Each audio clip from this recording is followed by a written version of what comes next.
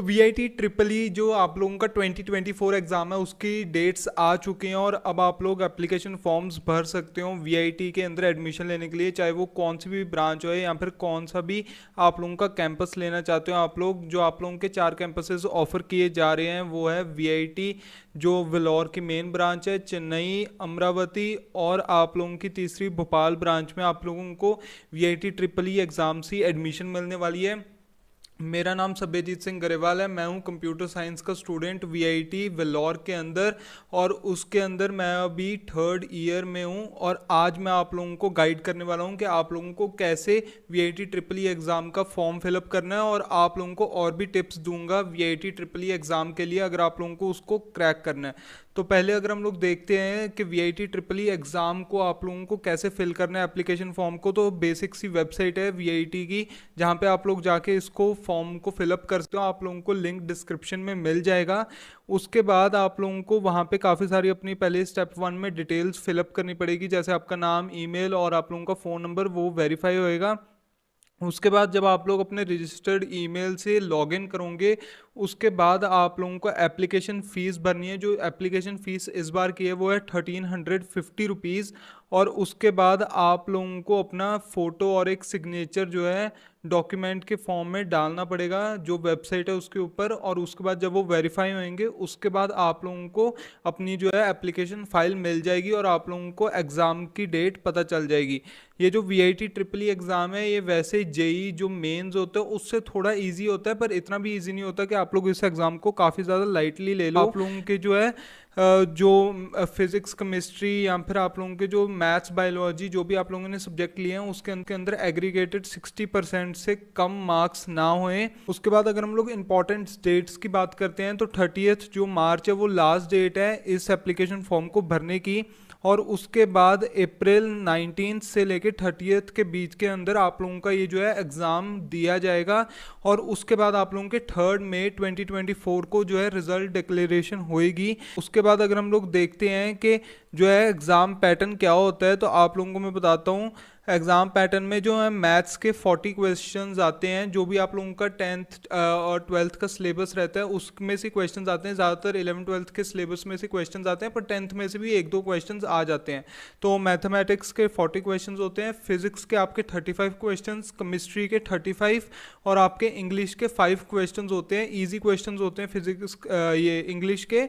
और जो आपके एप्टीट्यूड के 10 क्वेश्चंस होते हैं ये थोड़े बहुत है आप लोगों के कन्फ्यूजन क्रिएट कर सकते हैं। इसको हमेशा आप लोगों ने लास्ट में अटेम्प्ट करना है। जो एप्टीट्यूड वाले हैं वो इजी लगते होते हैं पर आप लोगों के आंसर्स कभी कभार इसमें गलत हो जाते हैं। उसके बाद अगर हम लोग सिलेबस की बात करते हैं तो फिजिक्स के अंदर जो आप लोगों के जो मेन सब्जेक्ट्स आने वाले हैं जिसके थ्रू आप लोगों को काफ़ी ज़्यादा इसमें मेहनत करनी पड़ेगी सब्जेक्ट्स में, वो है laws of motions and work, energy and power. उसके बाद प्रॉपर्टीज़ ऑफ मैटर एक बहुत इंपॉर्टेंट सब्जेक्ट रहता है, ये इंपॉर्टेंट सब्जेक्ट है। और ऊपर से ये जो आप लोगों का चैप्टर रहता है प्रॉपर्टीज़ ऑफ मैटर, ये आप लोगों को इजी लगेगा जब आप लोग इसको प्रिपेयर कर रहे होंगे, पर इससे काफ़ी ज़्यादा क्वेश्चंस जब मैंने अपना एग्ज़ाम दिया था तब आए थे। उसके बाद इलेक्ट्रोस्टैट है और उसके बाद करंट इलेक्ट्रिसिटी है, magnetic effects of electric current है, फिर electromagnetic induction and alternative currents है, फिर ऑप्टिक्स है। ऑप्टिक्स काफ़ी ज़्यादा इंपॉर्टेंट सब्जेक्ट रहता है जो है आप लोगों का चैप्टर रहता है। उसके बाद dual nature of radiation and atomic physics है, nuclear physics, semiconductor devices and their application. So ये जो आप लोगों के ये आप लोगों के जो चैप्टर्स हैं इसके ऊपर आप लोगों ने थोड़ा ज़्यादा ध्यान देना है क्योंकि इन्हीं के थ्रू आप लोगों के ज़्यादा क्वेश्चंस जो हैं वो आ रहे होंगे। उसके बाद अगर हम लोग आगे चलते हैं केमिस्ट्री के अंदर, तो केमिस्ट्री के अंदर atomic structure, P D and F block elements, coordination chemistry and solid state chemistry आ रहा होगा, thermodynamics, chemical equilibrium and chemical kinetics. उसके बाद इलेक्ट्रोकेमिस्ट्री, ऑर्गेनिक कंपाउंड्स, उसके बाद alcohols and ethers, carbonyl compounds, carboxylic acids and their derivatives आ रहा होगा, organic nitrogen compounds and biomolecules, ये वाले चैप्टर्स आ रहे होंगे। उसके बाद मैथ्स की तरफ देखते हैं तो मैथ्स के जैसे आप लोगों को पता है 40 क्वेश्चंस आने वाले हैं, तो आप लोगों को इसको ज़्यादा अच्छी तरह से प्रिपेयर करना पड़ेगा दूसरे सब्जेक्ट्स के मुकाबले में। जो मैट्रिसेस एंड देयर एप्लीकेशंस जो चैप्टर रहता है इससे जहाँ तक मेरे को याद है जब मैंने अपना एग्ज़ाम दिया था तब कम से कम 3 क्वेश्चंस आए थे, तो 3 क्वेश्चंस आने काफ़ी ज़्यादा बड़ी बात होती है इस जैसे सिंपल चैप्टर से। तो आप लोगों को ये वाला जो है चैप्टर अच्छी तरह से पढ़ना है। उसके बाद ट्रिग्नोमेट्रिक एंड कॉम्प्लेक्स नंबर्स है। कॉम्प्लेक्स नंबर से भी जहाँ तक मेरे को याद है 3 से 4 क्वेश्चंस आए थे, तो कॉम्प्लेक्स नंबर्स भी आप लोगों को अच्छी तरह से पढ़ना है। उसके बाद एनालिटिकल ज्योमेट्री ऑफ 2 डायमेंशंस, ये वाला बहुत इंपॉर्टेंट चैप्टर है। वेक्टर अलजेब्रा, ये तो आप लोगों को पता ही होएगा। उसके बाद एनालिटिकल ज्योमेट्री ऑफ 3 डायमेंशंस है। डिफरेंशियल कैलकुलस है, integral calculus and it's applications है, डिफरेंशियल इक्वेशंस है, प्रोबेबिलिटी है। प्रोबेबिलिटी भी काफ़ी इंपॉर्टेंट चैप्टर है। ये जो आप लोगों के इजी इजी चैप्टर्स है ना, इससे आप लोगों के ज़्यादा क्वेश्चंस आते हैं। हमें ऐसा लगता है कि ये वाले चैप्टर से क्या ही क्वेश्चंस आएंगे, पर इससे इजी क्वेश्चन ही जब हम लोग एग्जाम दे रहे होते हैं वो हमसे हो नहीं पाता। तो आप लोगों को इस चीज़ का ध्यान देना है। उसके बाद डिस्क्रीट मैथमेटिक्स भी एक ऐसे ही चैप्टर है जिसके ऊपर आप लोगों को थोड़ा ध्यान देना पड़ेगा। और अगर आप लोग बायोलॉजी के स्टूडेंट्स हैं तो आप लोगों को मैं ये लिस्ट दे रहा हूँ जो आप लोगों के बायोलॉजी के चैप्टर्स हैं, ये सारे चैप्टर्स आ रहे होंगे।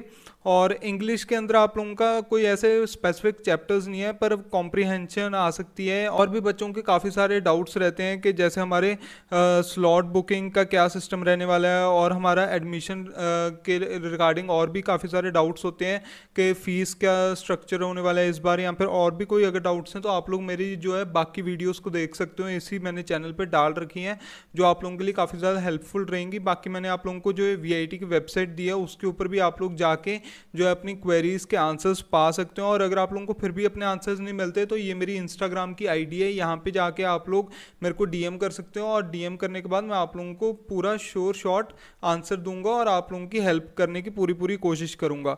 उसके बाद भी अगर आप लोगों को कोई डाउट्स रहते हैं तो मैं आप लोगों को पर्सनली भी कॉल करके आप लोगों को बताना गाइड करूंगा। और उसके बाद भी और मैं वीडियोस डालने वाला हूँ VIT के रिलेटेड, और भी आप लोगों के जो बिट्स के एग्जाम्स हैं या फिर मणिपाल का एग्ज़ाम है, SRM का एग्ज़ाम है, तो इन सब के रिलेटेड भी मैं वीडियोस डालने वाला हूं। तो आप लोगों को यही मैं बोलूँगा कि सब्सक्राइब कर दो इस चैनल को, और जाते जाते इस वीडियो को लाइक कर देना। Thank you guys for watching till the and.